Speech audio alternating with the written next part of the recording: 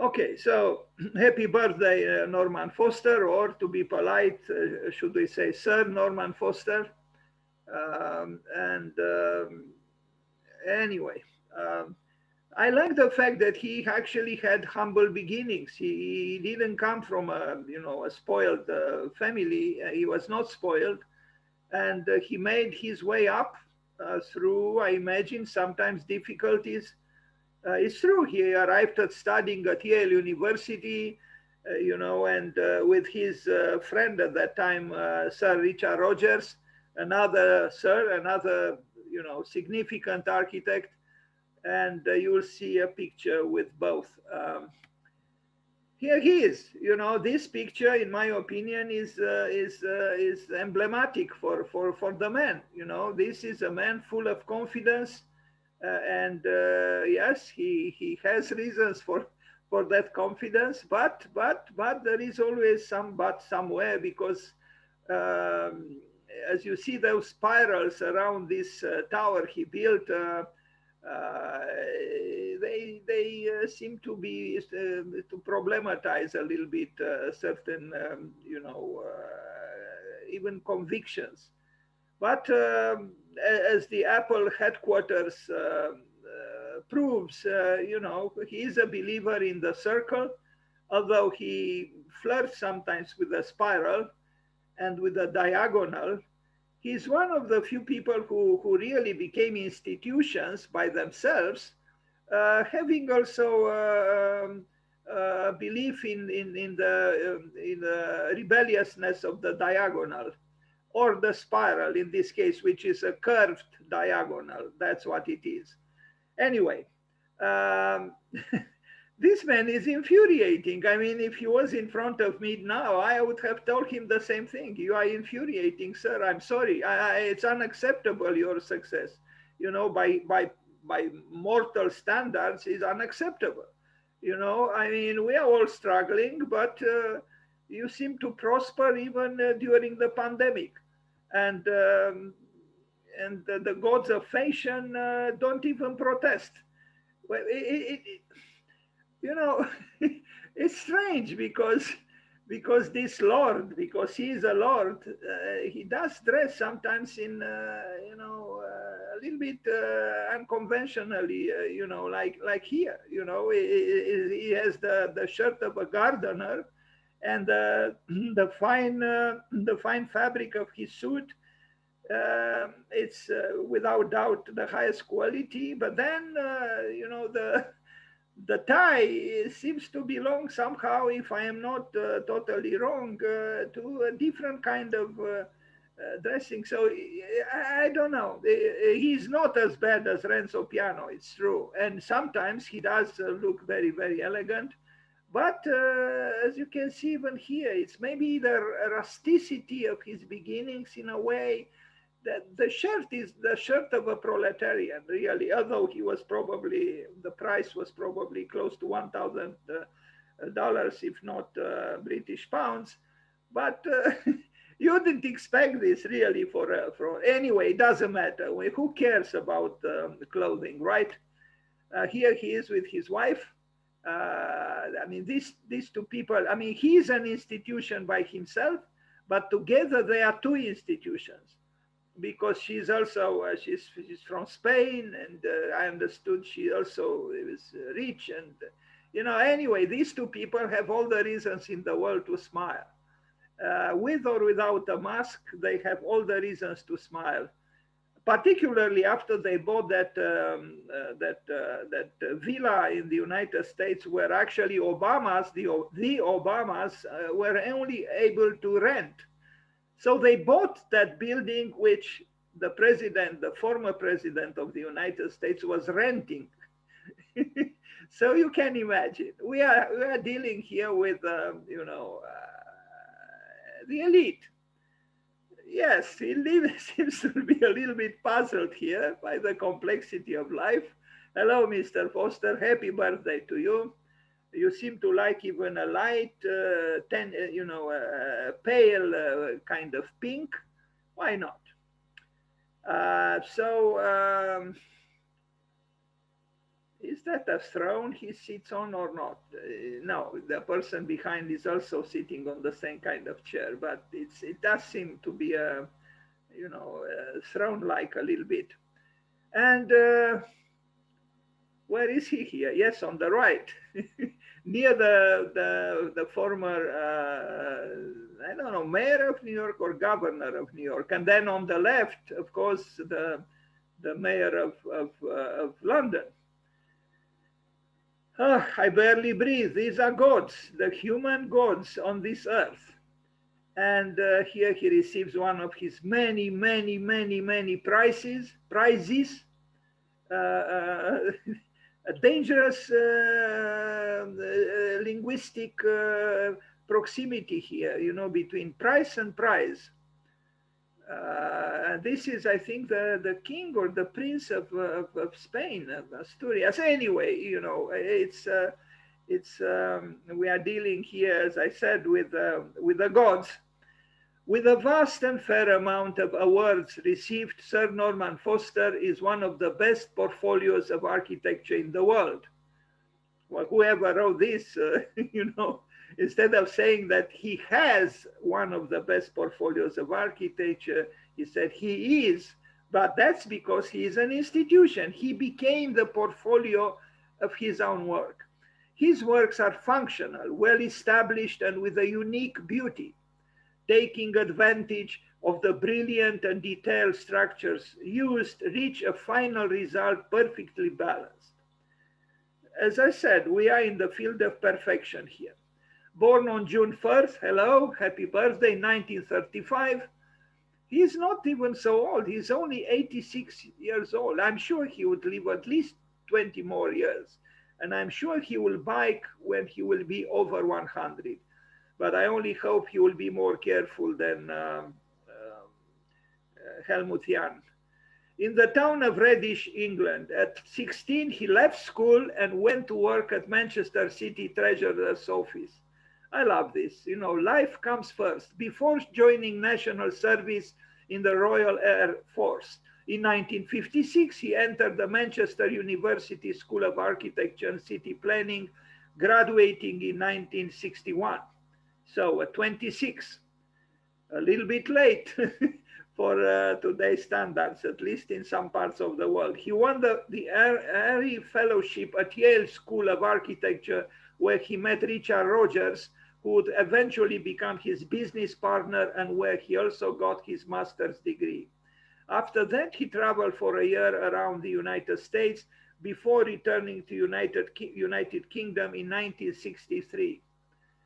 So at 28, he returned to the United Kingdom. And now we'll see some works. This is the earliest work, or is the last work he did with Richard Rogers and their spouses. They worked as Team 4. And the Team 4 was composed of him, Richard Rogers, and their wives, who also studied architecture at Yale University. And we are going to see them. Norman Foster, Sue Bramwell, Richard Rogers, Wendy Cheesman. Now, Wendy Cheesman became the wife of Norman Foster. And I think, if I'm not wrong, because I have a picture with a few other people, Sue Bramwell became the wife of Richard Rogers. But in this picture, what is very strange is actually that the wife of Sir Norman Foster, who is here, is actually this one, who seems to sit on the lap of his partner, that is Sir Richard Rogers. That's very strange, isn't it?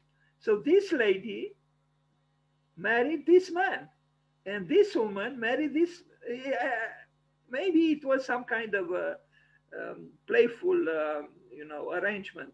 Anyway, they had a few other people around them, and unfortunately, I don't have their names. But all in all, these 4 people created Team 4, and you can tell, at least from the face of Sir Norman Foster, that great success was waiting for him, and it did, and he didn't have to wait for too long. So the Reliance Controls building, as he himself said, dissolved the traditional boundaries, which are, he didn't say which are those boundaries, but we can imagine them. It's about the diagonals. It's about the cross bracing he added. It's about showing what is holding the building up, pushed to a metallic extreme. I too like diagonals, so in this respect, I am offering my friendship to him, which I'm sure is totally irrelevant to him. Anyway, look at the diagonals, straight as they are, but diagonals. And yes, he was and is and will be a master of not of diagonals or not always of diagonals, but of very finely tuned metallic structure. And in this also, Sir Richard Rogers was and is good. Unfortunately, in his case, we cannot say will be because he died recently. Otherwise, what do we see here? Production, production, production in decent circumstances, of course, luminous and everything, but it's really about producing, producing, producing in order to consume, consume, consume. And the production and the consumption found in Sir Norman Foster an optimistic champion.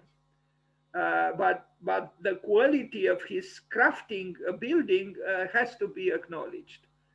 And I am not a high-tech man, but I appreciate maybe even more when I see a brilliant, enactment of handling technology creatively. And he did, and you will see a few other buildings, in fact, many other buildings where this high-tech man handled technology with a sure hand and an inspired hand. Like, for example, in this building, the Renault Distribution Center.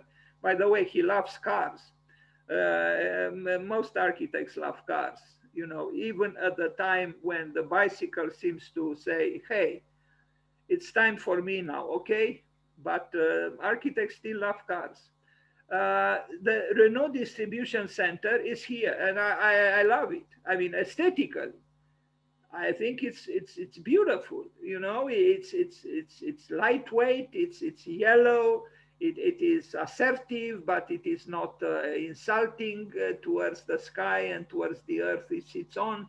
It's optimistic. It's democratic. It's very nice, I think. Sorry, I cannot express myself, technically, but aesthetically, I can say what I just said. It shows knowledge and sensitivity too, and great skill in understanding how a building comes together using these technologies.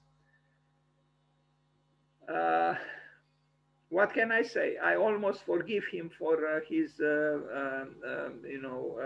idolizing the car.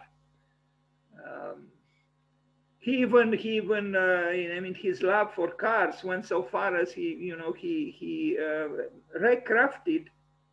rebuilt the car that Buckminster Fuller designed. And here we see the museum of the car of the Renault. It's, I don't know, when I look at this picture, I wonder a little bit, if our idolizing the cars should go so far. Anyway, time will tell if we went too far or not. But the climate change and the sustainability issues and the melting of the icebergs and the rising levels of the seas, maybe they are telling us something that perhaps we are still not quite ready to hear. Because the assault of the cars on the earth is unbelievable. I mean, at this very moment, the human beings would do anything, anything, but renounce the cars. They want. They would go through all the troubles to invent new forms of energy, so-called safe. In my opinion, no energy is safe. It's truly safe. No. If you are to produce energy, you have to take from something else.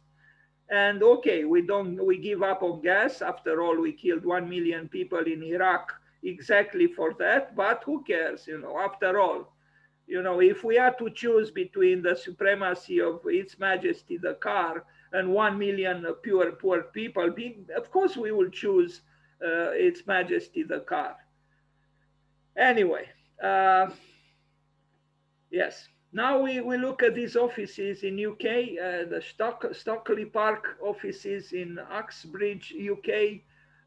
This one is a little bit less spectacular for my taste, but it's still, a clean, modern building, if we are to call it so. You almost feel like falling in front of this pole, kneeling in front of this pole and pray, right? You just imagine here a human being on his or her knees praying. Uh, he had always been a model student, and his skills showed a remarkable flair for architecture. But he still always came under the influence of architects Frank Lloyd Wright, Mies van der Rohe, and Le Corbusier. After his return from America, that is North America, sorry, North America still thinks that it is the sole America. It's not. It's not. This is unfair to the rest of the countries that compose America. But anyway, Norman Foster started a partnership with Richard Rogers and sisters, Georgie and Wendy Cheeseman. So they were sisters. This I didn't know. Called Team 4. They quickly gained a reputation for industrial design high tech. In 1967, he formed with Wendy the office Foster's Associates, which quickly transformed into Foster's and Partners. A year later, he began a long partnership with the American architect Richard Buckminster Fuller, which only ended with the death of Fuller in 1983. This was a noble partnership, considering that Buckminster Fuller was, a so-called visionary and utopian. Now, the Sainsbury Center for Visual Arts from Norwich, United Kingdom, his architecture is actually, once you begin to understand the way he handles his so-called language, it's easily recognizable. We saw this. Now we look at the plan, and I have also a section. I think it's a rational architecture that has some movement in it, and it is a polite technology, if I can say so. It is humanized because of his skill as a designer. But he uses glass with an excessive optimism, I would say, and maybe at that time was forgivable, but I don't think today it is forgivable. But because to use so much glass, it means to employ huge amounts of, artificially produced energy, which, is costly in various ways. Hong Kong, this is one of his, in fact, maybe his first major project, which launched him on an international career, and he never looked back.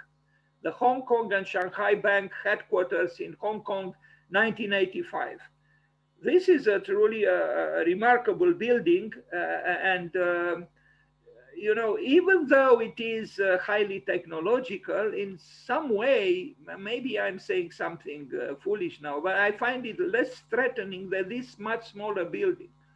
This smaller building to me is more threatening than what he did. It is huge, no doubt, but because it has the fragmentations of structure, it kind of escapes the morose threat of this building, or even this building somehow. This is my subjective reading of it, so to speak. It is, from what I understood, this building was built of components that came from various countries, on which occasion future Sir Norman Foster traveled a lot all over the world. And yes, let's not think about the immense costs of manufacturing fragments of this building in other countries and then shipping them to Hong Kong. But the truth of the matter is the assault of the human being on the earth is unbelievable. I mean, here we are talking just about one building. About we see three other buildings on the left, and then the mammoth silhouette on the right of another one. But just imagine at the scale of the earth, the immense activity, which from one point of view seems to be positive, no? But from another point of view is harshly negative, because it was and is an immense, exhaustive abuse of the earth, and at that time, maybe not, but it wasn't too long ago. It was 35 years ago. I mean, this huge enterprises. I mean, just look here. It's everything seems to be small in this small picture, but it's actually big. And yes, you could say it's the triumph of Homo sapiens. It's the triumph of Homo faber. Maybe here and there is even a certain playfulness. So to an extent, it's also the triumph of Homo ludens. But what about, I don't know if in Latin there is a phrase of this sort, the man who abuses the earth. What about that? Because the poor Greeks, they built temples, and in the center of the empty big building, there was Athens, or the Athena, or another god or goddess. But here we have the human ants, because that's what they were and are. We don't know their names, around this huge void, which celebrates what actually? God, divinity, the celestial qualities of existence. I don't know. I like it, of course I like it. But just imagine the amount of energy spent in order to warm this thing up when it was cold outside, and to cool it when it was hot outside. And it is hot outside. I mean, maybe, I know that Sir Norman Foster mentions, especially lately, a lot sustainability, but I doubt these buildings are sustainable, because they are sustained by maybe a very sophisticated technology, but not by opening the windows to create cross ventilation, but by pumping technologically the air that the building needs, and that in itself is, I would say, abusive to a world which is confronted now with its limits. But it is, and maybe it will be continue to be impressive. I understood that this mirrored ceiling here is reflecting natural light into, that's what I read. And yes, it's the place of unending optimism, right? And look, it is impressive. Look at the viscerality of technology here, of structure. It is moving. It is amazing. It's true. Who cares that this man maybe is risking his life working like this here?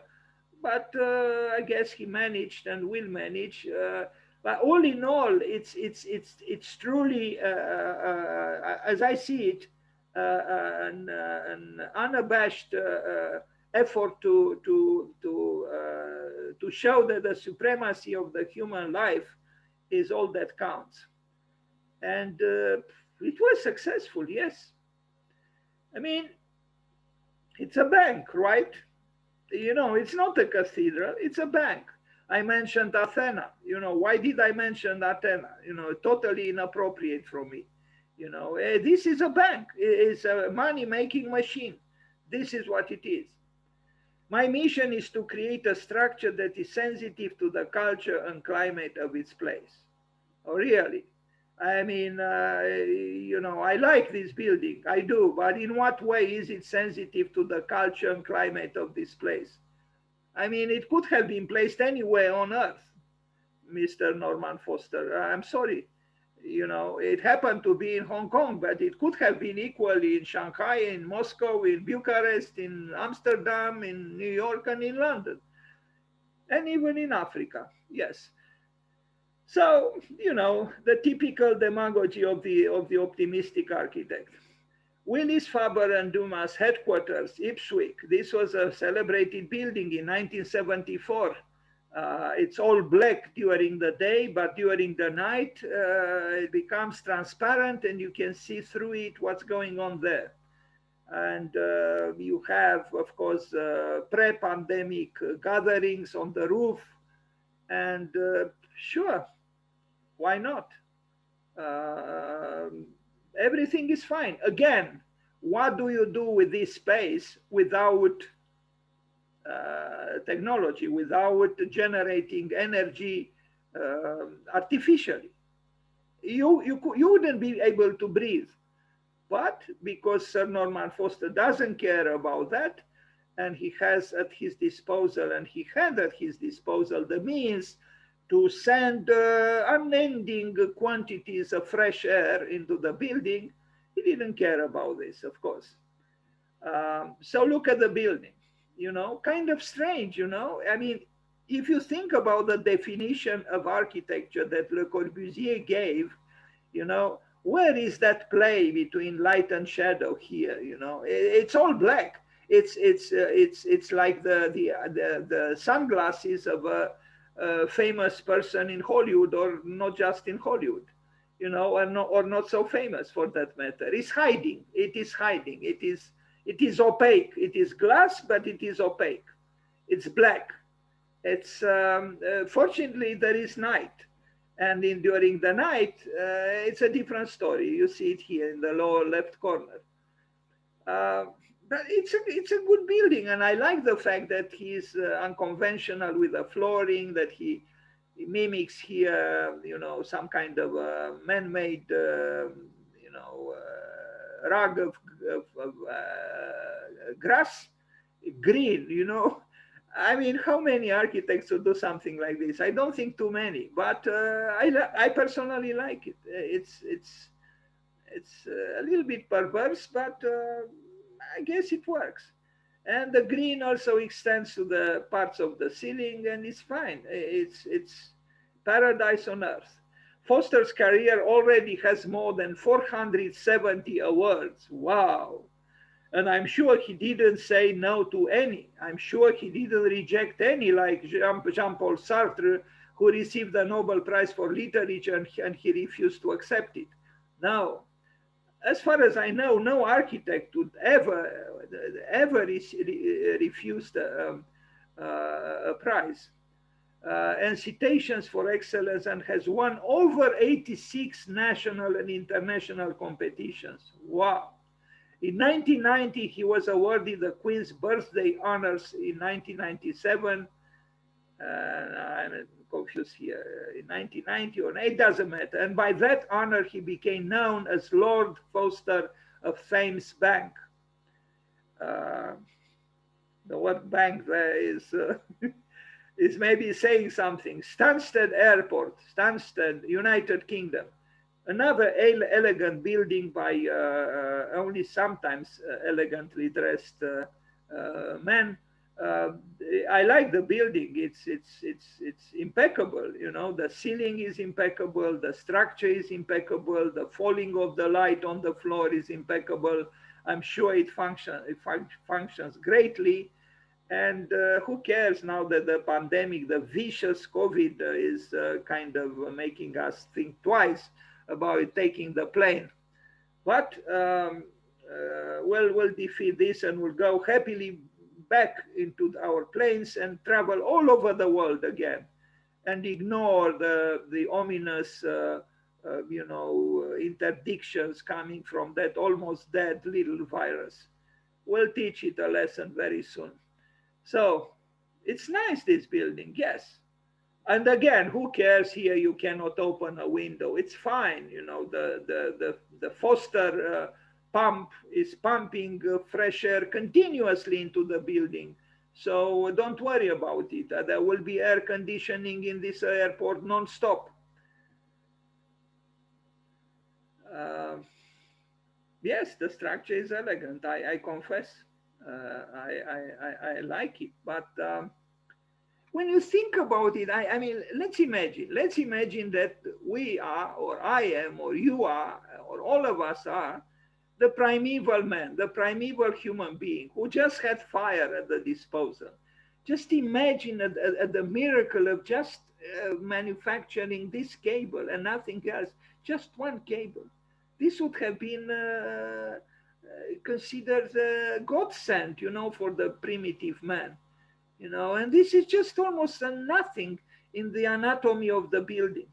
So indeed, there was progress, if we are to call it so. Unfortunately, we also had not too far away the Second World War. No, we had the atomic bomb.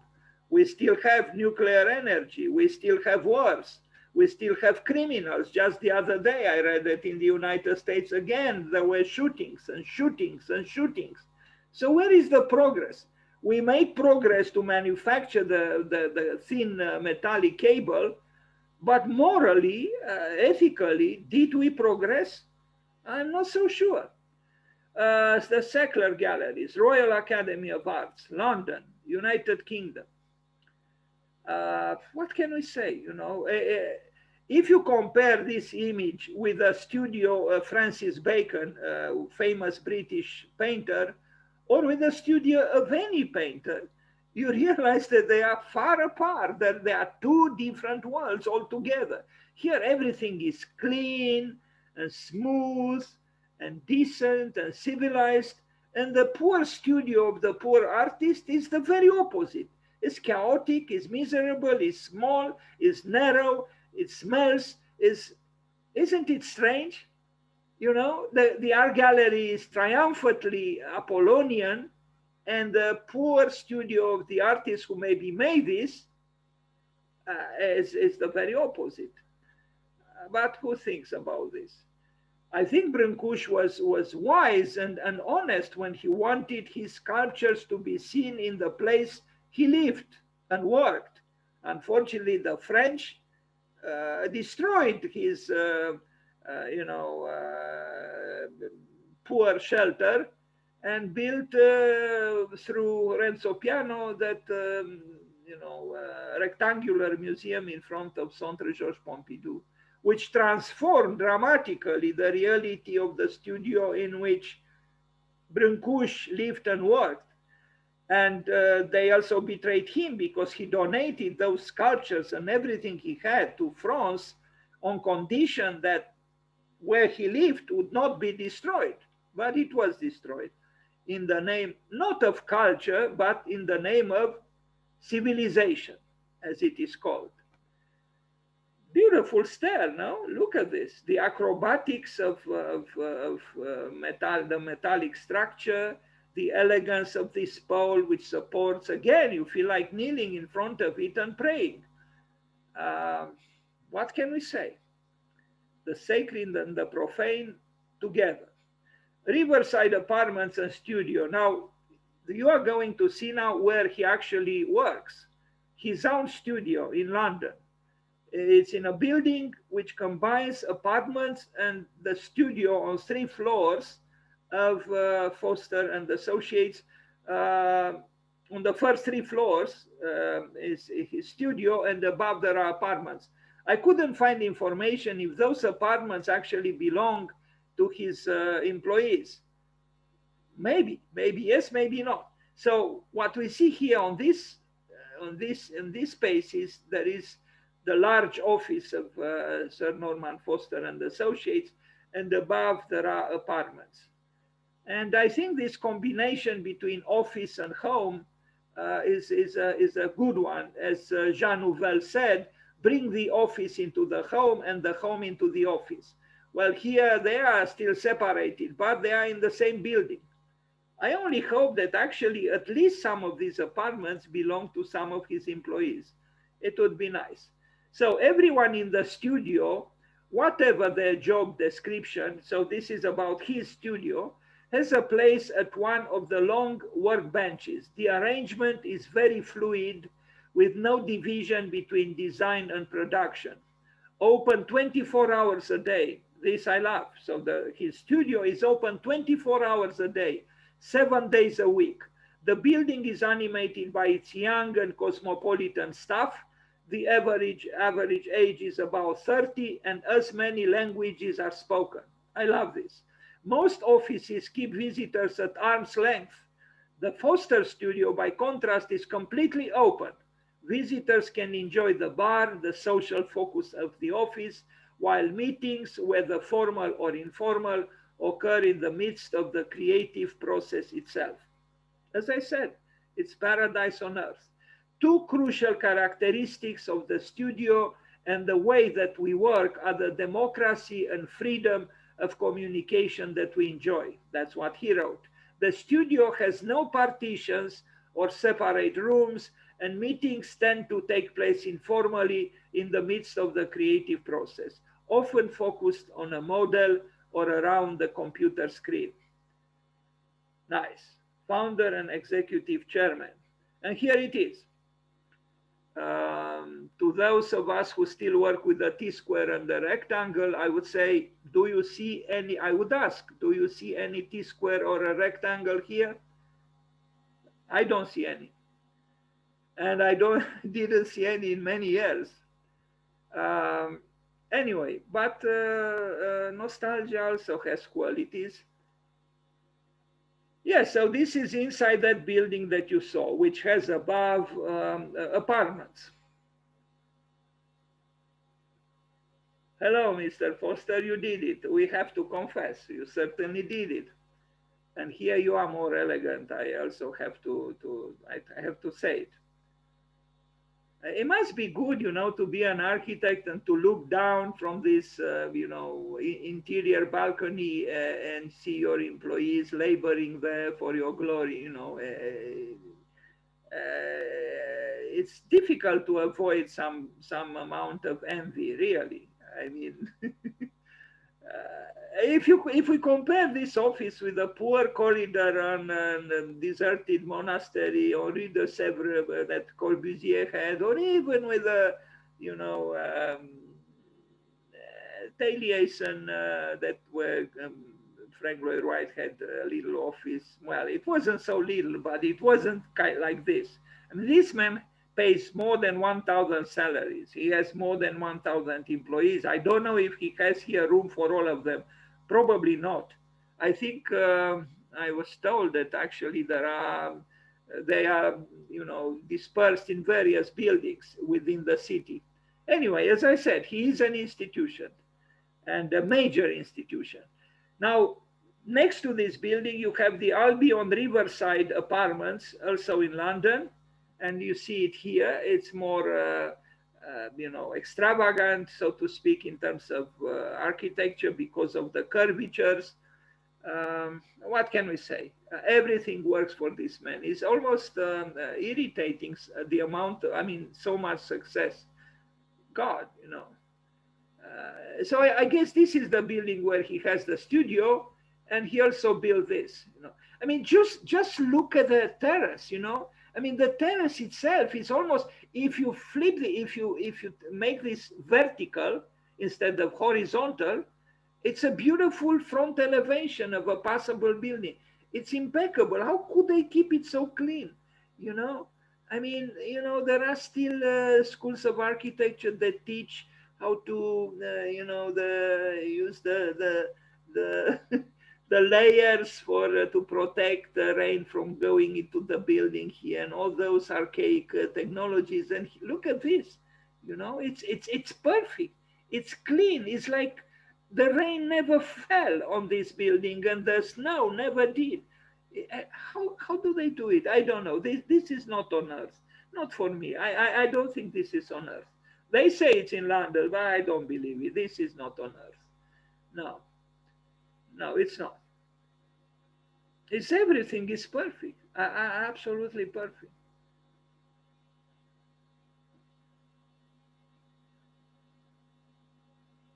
I could have some understanding for these, boats here, but for this building, no. Formally I understand it, but a house in Japan, Tokyo, Japan. I don't think his houses, his private houses. I only saw one, this one actually. I think it was better for working for public buildings than for private buildings of small dimensions. I mean, his sense of home, I don't know. Would a dog love to sleep here? I don't know. Maybe not. I don't know. I didn't have a talk with any dog who to ask if it would feel inspired to sleep here. Because it was said where a dog loves to sleep, it's there is a home. But this is a house. I don't know if it's a home, but it's a house. And it could have been a museum, as you can see clearly on the left and even maybe on the right. I don't know. Is it a home?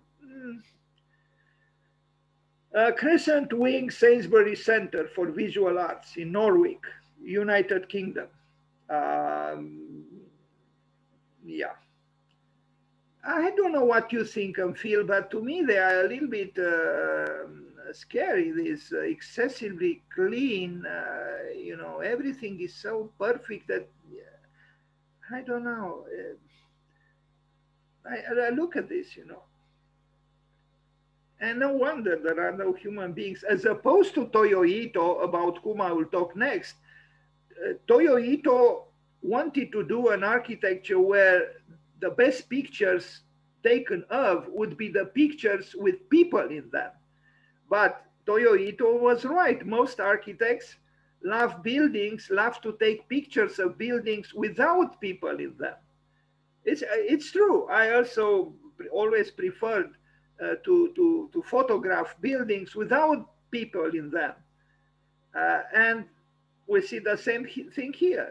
Where are the people?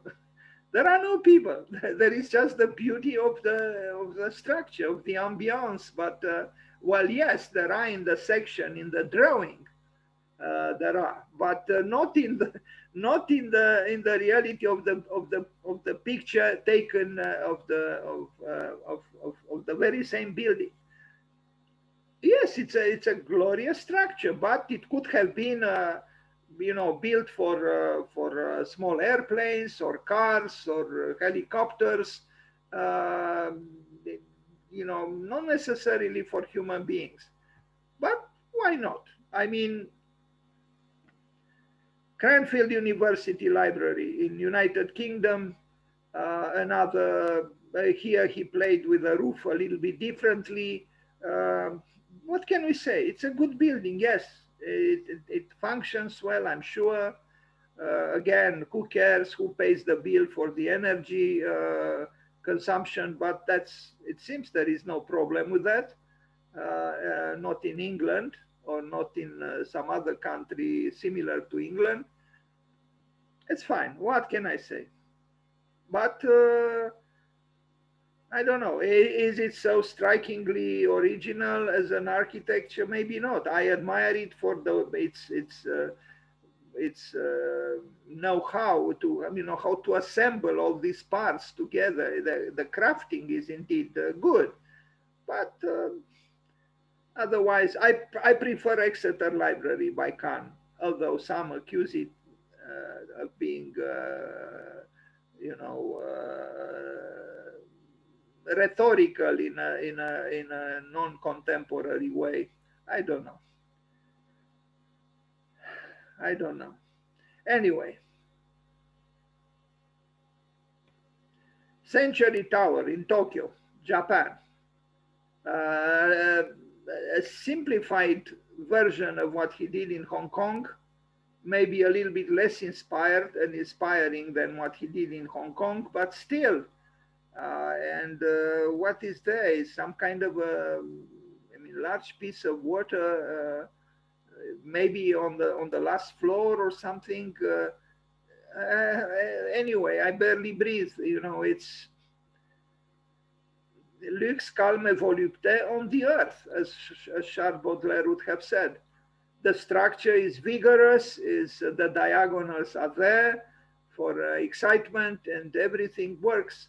But I don't know. All in all, the building doesn't seem to be really extremely sensitive or graceful. but maybe it was not meant to be. Um, I don't know. Anyway, it doesn't exalt me really, this building in Tokyo.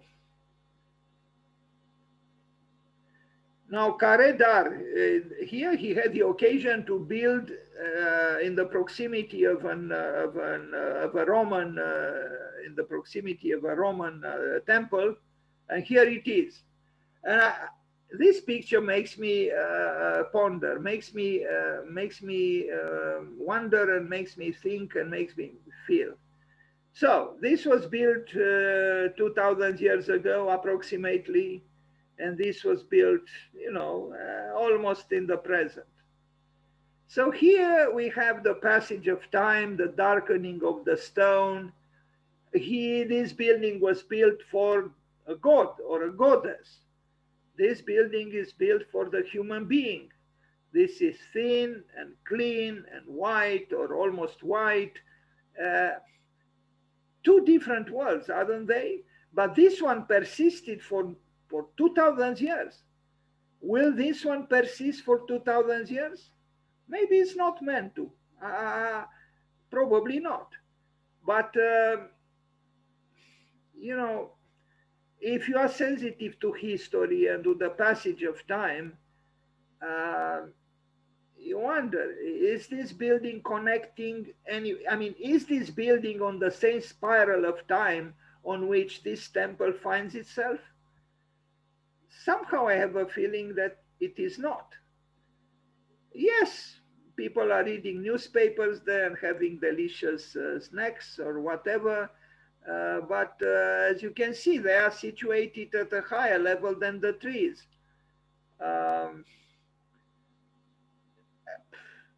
What can we say? Glass, glass, and again glass.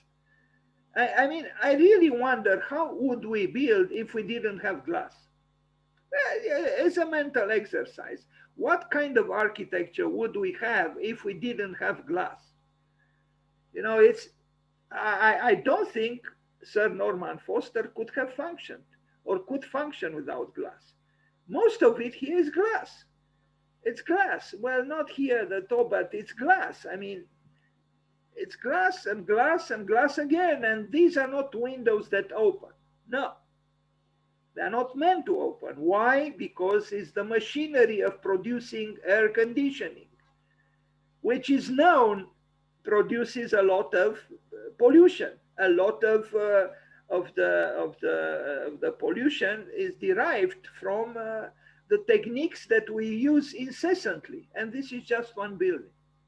Now I wonder, how would this building erode in time? Like here we see small bites that time took of the column, but I think these buildings don't age well.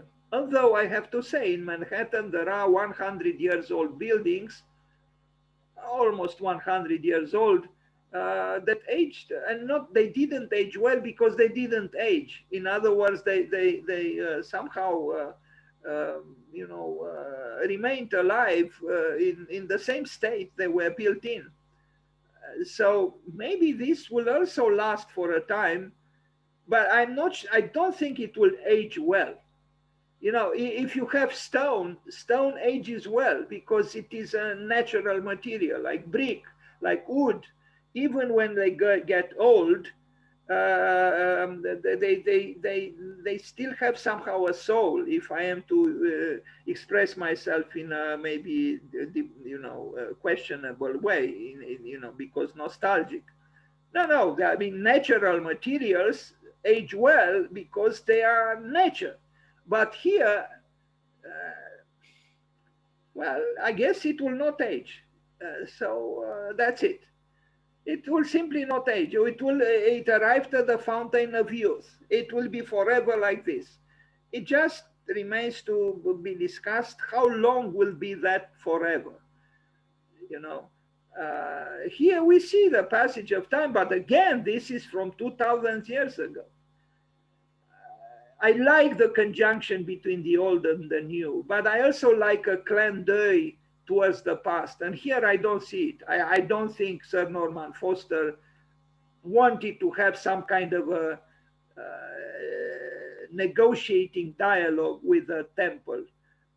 Now, he would have built this, and he built something like this, very similar, in a very different context, with no temple 2,000 years old. So, make abstraction of the temple. He would have built it, doesn't matter what, in this way. He's not really a contextualist. Whatever he said that, he's concerned with the culture and the climate. After all, and it's bad, I don't have that project here, but I saw a project he did for Africa where, my God, what he proposed has nothing to do with Africa and that particular place he proposed that thing for. And I should have had that work here. I know what work I'm referring to, but I don't have pictures with it. Anyway, Business Promotion Center. Of course, business, and business again. And more promotions of the business. After all, that's where the money is, and that's where the money comes from. And that's where the money goes into. In Duisburg. Glass again. What else? It's glass. It's glass and conference tables, as you can see them. Strange, this picture that we have, this symmetry, it's like, a deja vu, on both sides of this wall, we have two conference tables identical. I mean, there is a small difference here. There is some kind of mechanism for projection or something, but otherwise, they are identical. It's amazing. Anyway, the section through the building. Now, you imagine that here there is glass, right? It has to be glass. So these people at the top feel like the gods. But again, can you imagine being here in the summer without air conditioning? Impossible. Do you imagine being here in the winter without air conditioning? Impossible. So somewhere in this building, there is a production machinery that produces air, and again air. That very air, that very oxygen that the trees give us for free. But the tree is outside, it's not inside. Plus, the tree wouldn't love to be inside, would it? Within this carcass of, unopened windows and unopened doors and so on. Otherwise, yes, look, it's a fine plan. No, it's perfect. The table, the conference table is perfect itself. It's triangular. Everything is perfect here. What is not perfect, I just mentioned. That it ignores the immense expenditures of, producing the energy. Look at this. It's totally opaque, although it is made of glass. This is the paradox of glass. Visually, it allows you for, dialogue with the exterior, but it's just visual. Otherwise, look at this, impeccably, enclosing. These are enclosures. When Doshi, the great Indian architect, said, open the windows, open the doors. This building is not about open doors, it's about closed doors and closed windows. And he makes them of glass. But essentially, this building is arrogantly stating, we are a business that don't truly care about you, okay? This is a shield of glass. It is transparent, but it is still a shield. It separates. I mean, you can tell. It reflects the sky, but you don't see what's going on inside, at least during the day. The Bilbao metro in Bilbao, a fine, of course, civilized, clean, interesting visually subway station, and even the entrance and the exit is, rather sculptural, a little bit, biological looking, and it's biomorphic and all the rest. A lot of glass and a lot of metal, but it works. And it works, and it's a metro station. It's okay. Is it a very original architecture? I'm not so sure about that, but it works. The American Air Museum. Can you believe it? Air Museum? Well, it's with let's not get too metaphysical here. It's about planes. So it's but imagine it was really an American Air Museum where we expose air. That would have been very interesting. But no, it's not about exposing air. It's about exposing planes. Funny in a way, but also tragic that we create, an equation between planes and air. Uh, I don't know. I mean, look at the air, the so-called air. Why would we place these giant birds inside a building and just to look? I mean, I don't know. I mean, why not? Of course, because everything turns into a museum these days. But funny now that this is not called the aviation, or the plane industry museum, but the air museum. Uh, it's about centrality. It's about taking control. We fill this space with either cars, like in the case of Renault, the Renault building that we saw, and now we put the plane scene, and all in all, it's about the triumph of the human being on his or her or its assault on the world, on nature, on the earth, on even on air itself. Um, I don't I don't know. I mean, I look at this building and I have shivers actually, because it frightens me a little bit. This serene facade, this serene elevation, and behind it there are the big machineries that humankind invented in order to pollute actually the air. So why is it called the Air Museum? Why? When in fact it's the anti-air museum. Anyway, and look, in my opinion, is something almost scary here. When I see these giant machineries, I don't know, it's something about them. And I don't know anything about planes, but others, these military birds, I mean, military machines, that were supposed to transport bombs or something. Anyway, better not think about it. That is something ominous. Faculty of Law, Cambridge, United Kingdom. Glass, glass, glass, and glass again, although it appears green, but it's not green in spirit at all. And But what's the difference between this building and the previous building? Not much, really, even formally. Not much. It's an enclosure, perfectly executed, it's true, totally indifferent to that interstitial space between two entities that in ideal conditions would like to communicate. Between the interior and the exterior, it's the opaque surface of civilization, which says, I don't actually need to shake hands with you at all. I can function quite well without shaking hands. Okay, I am separating. I am in love with separation, not with sharing. Expo Station, Singapore. This is a spectacular building. This is really out of this world. Not so much in this picture, but you'll see others.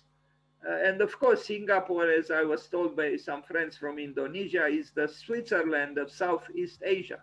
So they have all the money in the world. So of course they can pay Sir Norman Foster to build, these unidentified flying objects, because this is what they are. I mean, what is that plate there? Yes, it is striking, but I don't know. Look at this. Yes, it is striking, but I don't know. Anyway, I guess for the Switzerland of Southeast Asia works. Essen the Design Center in Germany, this is interesting, but I don't have great resolution pictures. It's interesting because of all this rusted iron here. It's some kind of a transformation of an old building, industrial building, into an art center. And this is something that is being done these days. And I'm glad that it is being done, that where all these industrial sites are transformed for culture. This is a good thing. Let's hope we'll continue, and let's hope we'll have no worse. But on the other hand, if I look at these images, there is a darkness here that invites to some kind of technomysticism, if I am to call it so. Otherwise, the exterior, you could almost say this was done by Herzog and de Meuron, at Tate Gallery. It's not. It's by Sir Norman Foster in Essen. Electronic, I think it's a C is missing, the Arts European headquarters in the United Kingdom. Again, Sir Norman Foster. He loves diagonals. He executes them perfectly. And again, the ubiquitous glass is giving us the illusion that unending transparency is the way to go. The car, the unavoidable car is here too, within the building and not without. Sure, I mean, we saw planes inside the building, so why shouldn't we have cars? Duisburg housing, I don't think he's so good at housing. It's okay, but I don't know. I prefer what's in front of the building. This is this uncontrolled nature. Look at the apartment. I don't know. I don't know. It's an apartment. I mean, 2 apartments. It's okay. Sure. I mean, who cares that this, well, it does have a window here somehow. It's okay. It's a good apartment. I mean, and it's on 2 floors. So, it must be nice to live there if you can afford it. I saw today someone, an artist, a rebellious artist, wrote on a tent, yellow tent, go home if you have one. Anyway, there are, of course, frustrated artists who would never live here because they would never afford the rent or the mortgage. Deutsche Bank Place in Sydney, Australia. A bank again. Look at this. Well, who needs cathedrals and churches any longer? Nobody. Here is the aspiration towards God in the bank. The bank can afford to aspire towards the heavens. The church, with some difficulties, although there are also exceptions, as we know, even in Bucharest, but all in all, is the bank that can do the job and assume the spiritual side of life with sufficient conviction and power. Look at this.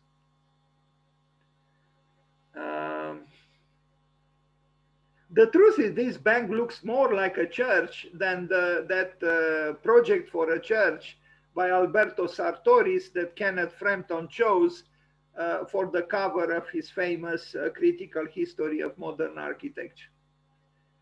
Strange, isn't it?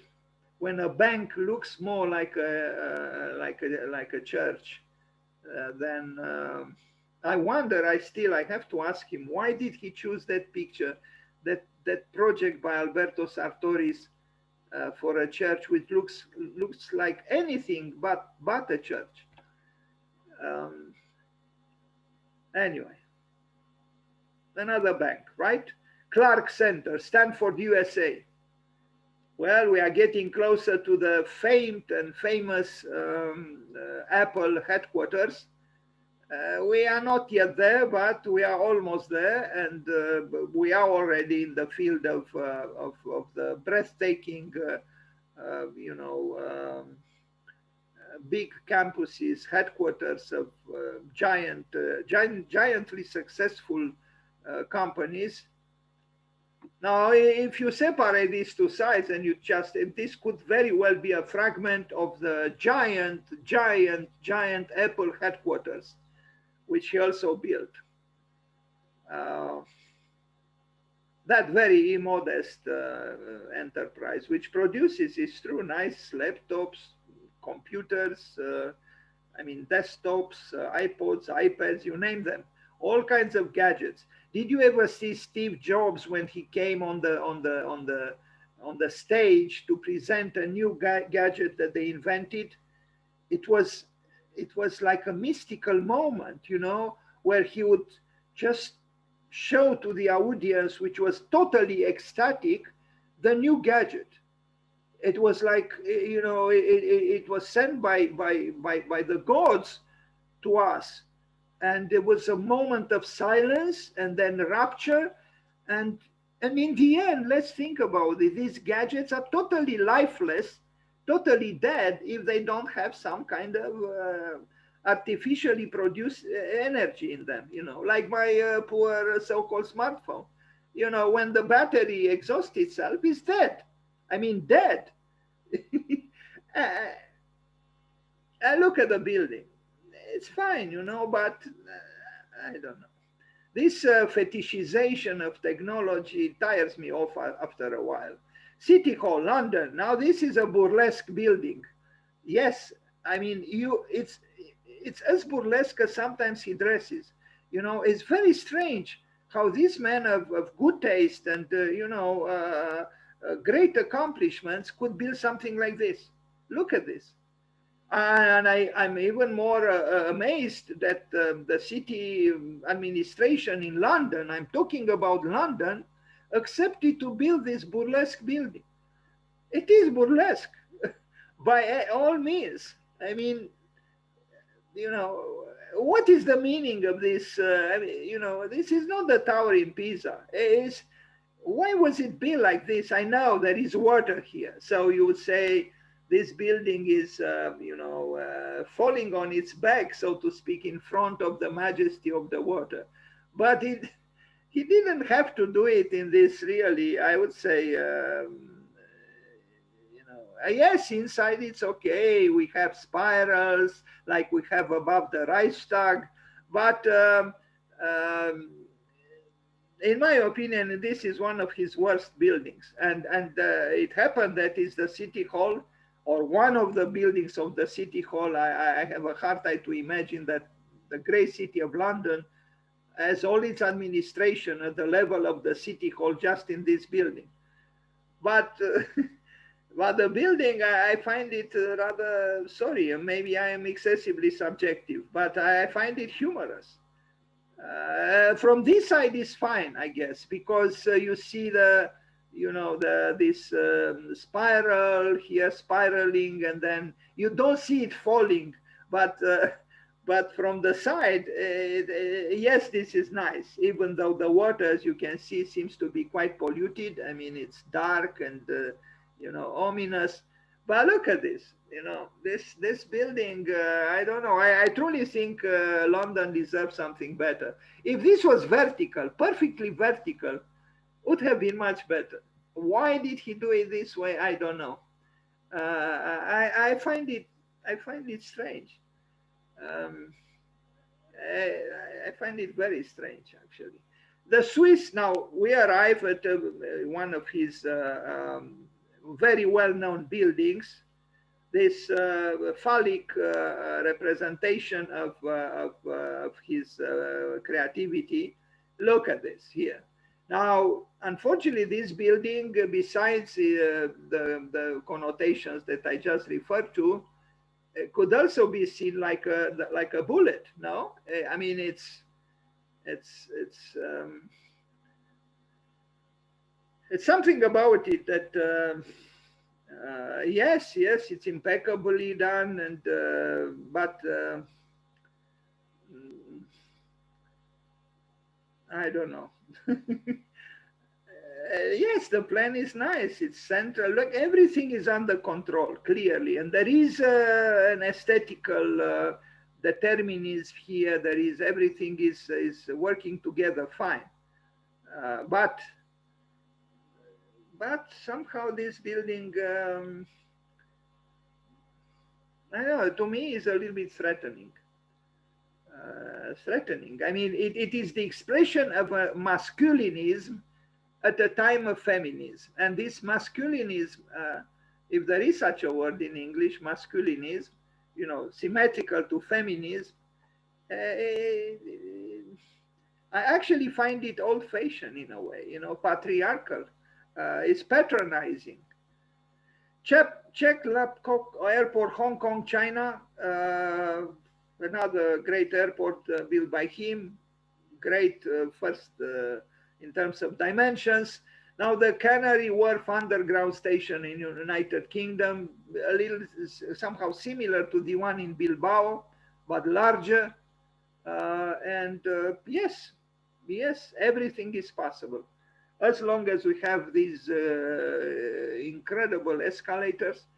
You know, it doesn't matter how interesting the architecture is, the escalator is always the same. I wonder why. Why can't we make escalators that look different, you know, different? Maybe it's not possible, I don't know. Another technology center, you know, curved or uncurved, no human beings. Well, here there are some human beings to be contradicted. The addition to this art museum in Omaha, USA, whatever Toyo Ito said, it's nice to, no, not, sorry, the very opposite. People did bring something to a building, and we see it here. Without them, there would have been less nice that space.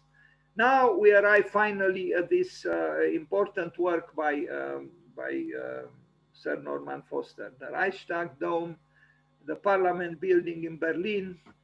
Yeah, well, he only built this thing, and you know, the circulation and so on. I expressed in the past some reservations about having a glass dome above the Reichstag, as I expressed some reservations about having a glass pyramid at the Louvre, but I will not go into that now.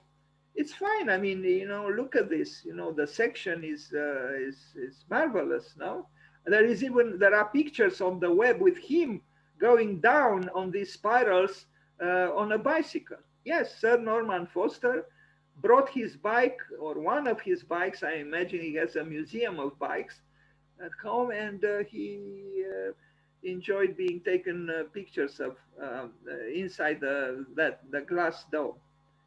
Um, well, you know, the tragic connotations of this building below cannot be avoided or diluted or erased by just walking up and down on these spirals with or without a bicycle. That's the problem. The human being is unfortunately unable to avoid a certain darkness, and who knows? Who knows what might happen one day? But otherwise, yes, we have large groups of tourists wandering here above the building, which is connected with a dark past. And, you know, you would say it's the triumph of light over darkness. But what about the revenge of the darkness on light one day? If we are to be less cowardly and allow for a certain amount of pessimism. Because I said yesterday that Oswald Spengler, the important cultural theorist and historian, said that optimism is cowardice. So maybe he was right. Maybe he was not. I don't know. Anyway, the building is, I mean, again, it's crafted impeccably by this man who knows how to bring the parts together and build. This is a proposal for Saudi Arabia, or it was built, I think, this tower. Um,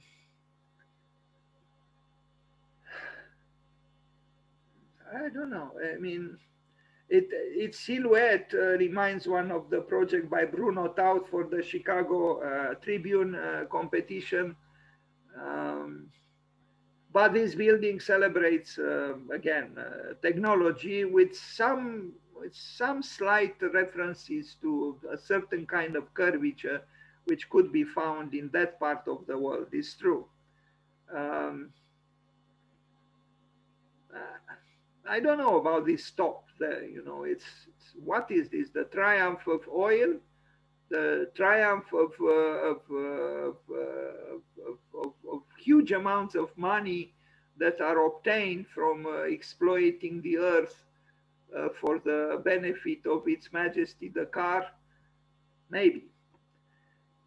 Casa Futura in St. Moritz, Switzerland, because he loves sports. Now you'll see another burlesque building built for the elite, financial elite who can afford to ski in this resort place, St. Moritz in Switzerland.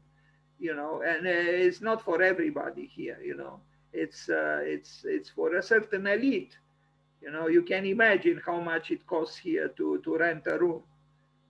But the building is, for me, as uninspired as the City Hall in London. And look at this. What did he want to say with this building, really? Is this giant worm or insect, populated with highly expensive rooms inside?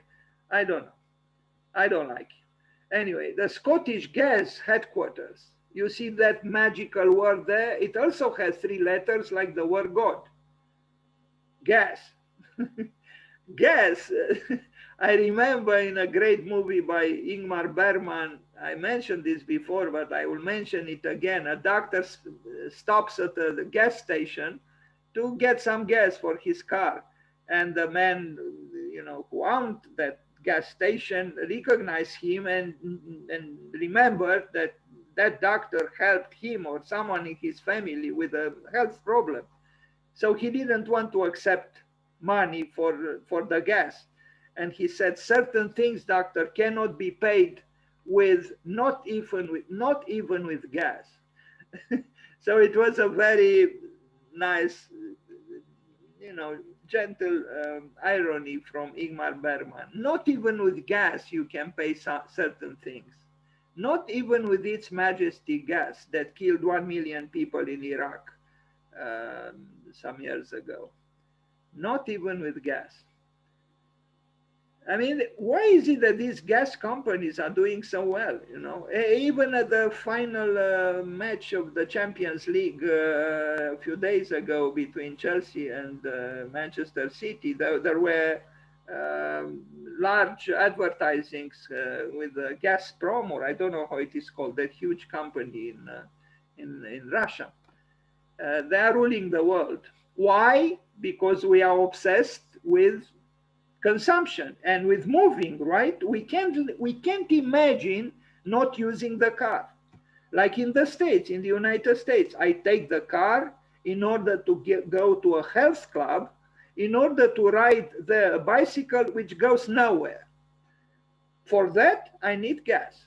Of course, now there are hybridities and all kinds of other technologies invented, but without energy, you cannot move the damn car. And look at here, look at these people inside these gas headquarters. They are they creative here? I don't think so. No, they are just pawns on the chess table of consumption and production, or production and consumption, staring at numbers and exploiting the earth with their white monitors, impeccably designed. The building, I don't know. It's a building. Capital City Academy in London. But this picture was taken before the pandemic. It's strange, no? The distance between those benches. It looks like they had some kind of anticipation of the social distancing. I don't like the word capital there. It's probably some kind of a so-called academy which doesn't teach liberal arts for the pleasure of study, but for the pleasure of filling certain pockets with capital. The building is similar to other buildings done by Sir Norman Foster, nothing to insist here for, and is not one of his most spectacular ones. This kind of techno-classicism, if I am to call it so. Now, Wembley Stadium, considered by one the most beautiful building in the world. Why? Because that someone likes football. Um, it's a famous stadium, and I don't know. I imagine there existed a previous structure here. I don't know the story behind it, but he did it. He did it just as he did the Millennium Bridge in London. This man had the most important commissions. Most of them came to him. And I would say with merit, because this was a man, and this is a man who can accomplish things. He can have them done. The stadium is done, and it's functioning very well. It's solar. No, it's look at this. It's a celebration of that centrality of visionary authority, which makes things happen just as they are supposed to happen. So the gods of football or soccer, as it is called in the United States, kind of strangely, can only smile. Here is just a small portion of the vast parking lot, of course. And again, we can imagine now the collaboration between the business industry, between the football industry, because it became an industry, and the gas headquarters that we just saw, and everything it works in that sense of consuming through pleasure. The Millennium Bridge, this is a good bridge done by Sir Norman Foster, and you can see in the back the St. Paul Cathedral by that amateur architect Sir Christopher Wren, who many thought was and is and maybe will be the most important British architect. But this bridge by Lord of Thames and of Bank, something like this, no? Sir Norman Foster is good.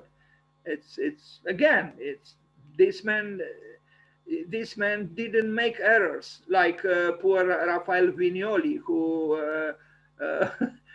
in fact in London he built a building which, because of its the curvature of its facade, reflected the sunlight to a poor car, which was burned down, was melted by the sunlight that was reflected from the building by Raphael Vignoli. Another strange thing. Anyway, yes, a fine bridge, sure. He even made a proposal for Camp Nou Stadium for Barcelona, since we talked a little bit about football, and it looks like a birthday cake somehow, but this is just a model. And look at the frenziness of course, this is frenziness pre-pandemic, but it will come back to it, don't worry. And what can we say? It's about ecstasies, about being ecstatic. And yes, the great sport is providing that. And the architect, Sir Norman Foster, provides the environment for this to happen. Lots of colors and a lot of joy. That is, if you won. If you didn't win, you'd hate those colors because you have tears in your eyes. Plus, you won't see them exactly because of the tears. The California State University, we have seen this kind of building. We have seen very similar. In fact, we just saw one a few minutes ago. I don't. It's okay, but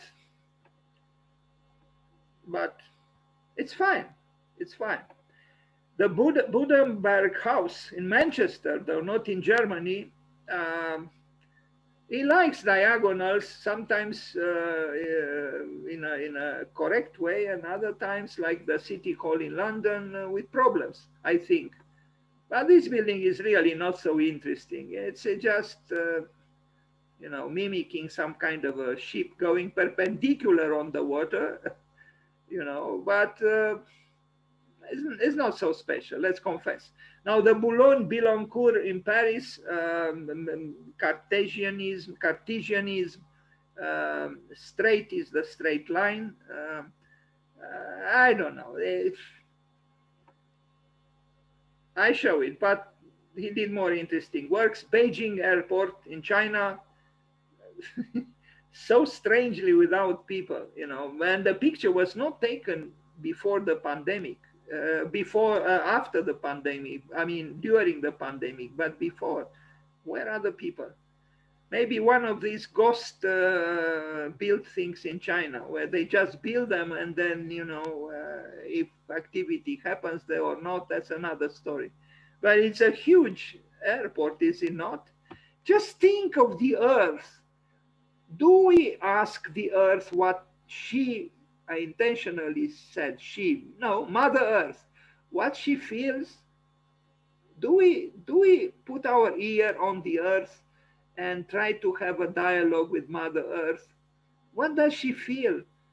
When all over the world we be these giant things, for a restless human being who ignores what Blaise Pascal, the great thinker and mathematician, said, that all the troubles of humankind are because we cannot stand still in one room.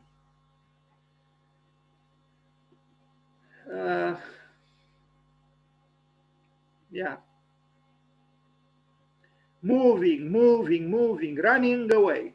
A hotel, this I only have a picture, was proposed, was not built, I think, in London, nothing glorious. And now we arrive at a proposal for Abu Dhabi, where the money comes from, thanks to the gas. That great discovery, which makes us move and move again. Anything is possible if you have gas. And now the entertainment center in Kazakhstan, of all places, look at this. We don't need pyramids, the poor, archaic, obsolete Egyptian pyramids. We have entertainment instead, right? We don't think about death. We think about entertainment. Look at those lights there, the laser lights. And yes, the structure is magnificent, of course. And it's temple-like, is it aspiring towards God? No, maybe Bono is the God, and we listen to him in ecstasies. And now the Spaceport America in New Mexico, another, wow, they frighten me. These kind of projects frighten me. The National Arena in Scotland, Glasgow, no words. Now we arrive finally, we are approaching the end of this, and I have to still take care of Toyo Ito. Apple headquarters, you know the project. It's giant, it's huge. This was not built by human beings, this was built by extraterrestrials, extremely capable, and I mean, look at the buildings of the mortals here. They are, they almost do not exist. And look at this. It's a perfect circle and it's giant. I used to know, I think it's almost, I don't want to get it wrong. I used to know the number. This diameter is almost 1 kilometer. Could this be? Anyway, it's breathtaking, really. I mean, the Mercedes has also a circle that is divided in 3 parts. This one is not divided. I have my own theory, and maybe I will be punished for this theory, but I think Steve Jobs died because of this megalomania, because it is megalomania. There is in the Turkish culture a saying that when the house is ready, here comes death. Well, this circle that is now becoming here, that is now evolving. Once you make it, it's enclosed. This is not evolving. It's perfect, but it's not evolving. And I don't think it's. I mean, phew, I mean, these are, apartment buildings here. There are, I don't know how many people living in these little buildings. Look at this. It's Look at this. You, it's a company, yes, that makes nice things, but it's a company.